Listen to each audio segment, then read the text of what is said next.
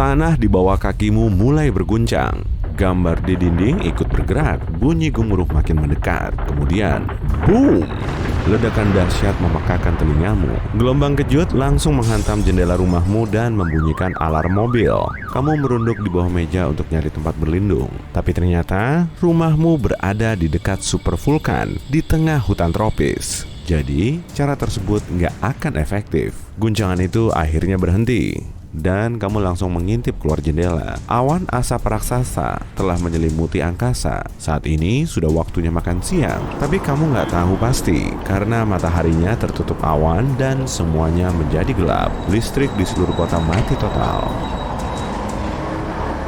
Dalam kegelapan, lava cair kemerahan mulai melesat dari langit, kemudian tertumpah di lereng gunung. Kamu berlari keluar bersama tetanggamu, dan kalian harus segera nyari tempat berlindung yang aman. Awalnya, kamu mau naik mobil, tapi karena jalanan sudah dipenuhi banyak orang yang berlarian, mobilmu nggak akan bisa lewat. Dan akhirnya, kamu berlari mengikuti mereka. Super vulkan dikenal sebagai bencana alam yang paling dahsyat, dan kekuatannya ternyata nggak dipengaruhi oleh ukuran atau ketinggiannya. Gunung berapi vulkan bisa mengeluarkan lebih dari 1000 km kubik magma, atau melebihi volume Danau Erie. Gunung ini punya riwayat erupsi di masa lalu dan kekuatannya 8 magnitudo pada indeks letusan gunung berapi. Gunung berapi aktif terbesar di dunia adalah Gunung Mauna Loa di Hawaii. Ukurannya sangat besar, bahkan melebihi luas negara bagian Rhode Island di Amerika Serikat. Kalau diukur dari dasar sampai puncaknya, Mauna Loa kira-kira setara dengan ketinggian pesawat komersil 9.100 meter. Jadi bisa dibilang, Mauna Loa lebih tinggi dari Gunung Everest. Tapi gunung ini nggak tergolong sebagai super vulkan. Kamu terus berlari di sepanjang jalanan gelap tanpa tahu tujuanmu. Lalu tiba-tiba, bongkahan batu besar yang masih membara mulai menghantam jembatan di depanmu sampai putus. Kamu dan beberapa orang mulai terlantar di sisi gunung, dan keadaannya semakin kacau. Kebanyakan dari mereka mulai berpencar untuk menyelamatkan diri masing-masing. Kamu teringat dengan jalan keluarmu yang gak banyak diketahui orang, tapi kamu harus menyeberangi sungai deras yang mengalir melalui rimba lebat. Kamu nenangin sisa kerumunan yang ada di situ, dan mereka mengikutimu menuju pelarian rahasia. Setelah keluar dari batas kota, kamu memasuki rimba. Langit masih gelap, pepohonan menjulang tinggi, dan dedaunan berjajar rapat, bikin suasananya semakin suram. Orang-orang di dekatmu mulai menyalakan senter ponselnya untuk menerangi jalan setapak yang gelap. Kalian harus tetap kompak supaya nggak ada yang tersesat. Tiba-tiba, bola api menghantam pepohonan hingga bikin kalian tersentak dan bergegas menjauh. Tapi sudah nggak ada tempat aman lagi karena area di sekitarmu telah dihujani api. Kalian harus menambah kecepatan. Saat terjadi longsor salju atau lumpur biasa aja, efeknya sudah membahayakan. Apalagi kalau lava atau batuan lava longsor mengalir menuruni gunung. Itulah yang sedang kamu hadapi. Kelompokmu makin bertambah, dan mereka ngasih tahu kalau kawasan di sekitar mereka telah tenggelam oleh lava. Dan ternyata kecepatan lavanya jauh lebih ngebut, karena kamu nggak bisa memprediksi secara akurat tanpa melihatinya langsung.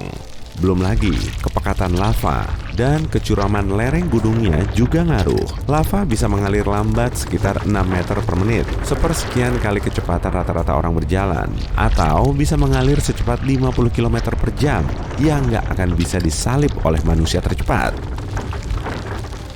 Yang paling membahayakan justru bukan lava. Kalau kamu nggak memakai pelindung, gas yang dimuntahkan saat erupsi akan masuk ke paru-paru, lalu menyebar lebih cepat dan lebih jauh dari aliran lava. Mata dan tenggorokanmu akan gatal-gatal.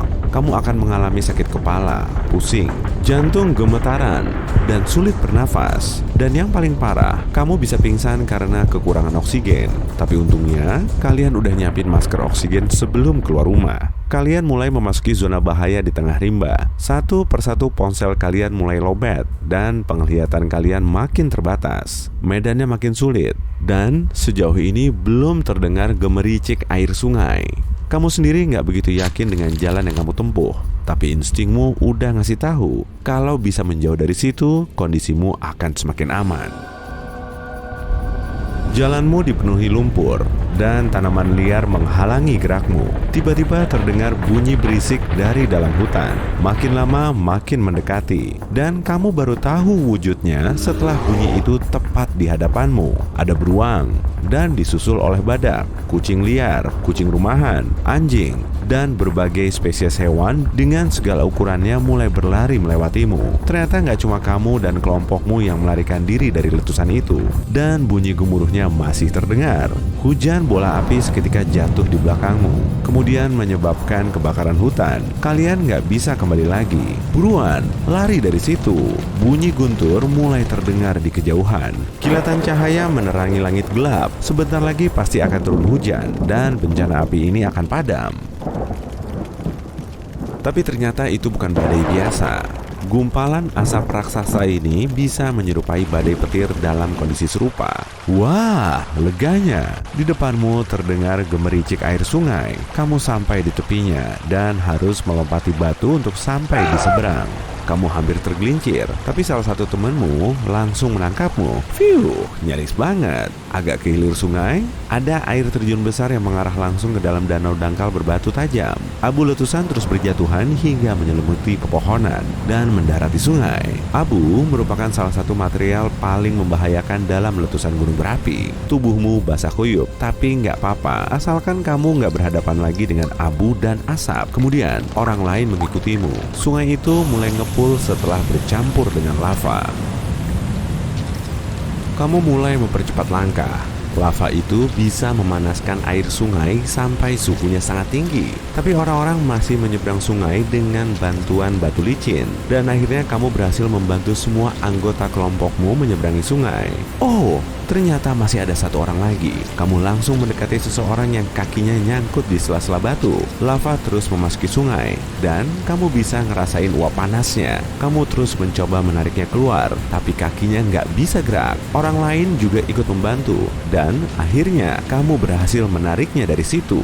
Kalian terus berjalan sejauh mungkin meski sangat kelelahan. Saat itulah kamu ngelihat jalan utama yang menghubungkanmu dengan jembatan terputus. Sebagian orang berhasil lolos dan sejumlah mobil dengan korban selamat terus melaju dari situ. Gunung berapi masih memuntahkan lava hingga membanjiri seluruh kota. Kotamu telah berubah menjadi danau besar yang berkobar. Pesawat dan helikopter nggak bisa terbang karena kepulan asap dan abu.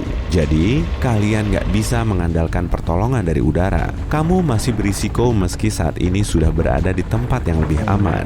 Jadi jangan senang dulu. Kalian harus terus berjalan menjauhi kota. Makin jauh, makin baik. Tanah di bawah kakimu terus bergetar, dan kali ini getarannya lebih keras. Super vulkan memang mampu memicu gempa bumi kecil, tapi kamu berada di tempat terbuka, jauh dari bangunan dan puing-puing kota. Oke, kembali ke realita. Letusan vulkanik dengan intensitas seperti ini nggak terjadi terlalu lama, bahkan dalam kurun waktu jutaan tahun. Selain itu, kita punya sistem peringatan untuk mengantisipasi peristiwa seperti ini. Jadi, letusan gunung berapi kemungkinan besar nggak akan menimbulkan kerusakan separah itu, bahkan gunung berapi biasa sekalipun. Jadi, sejauh ini nggak apa-apa kok kalau kamu mau mendaki gunung.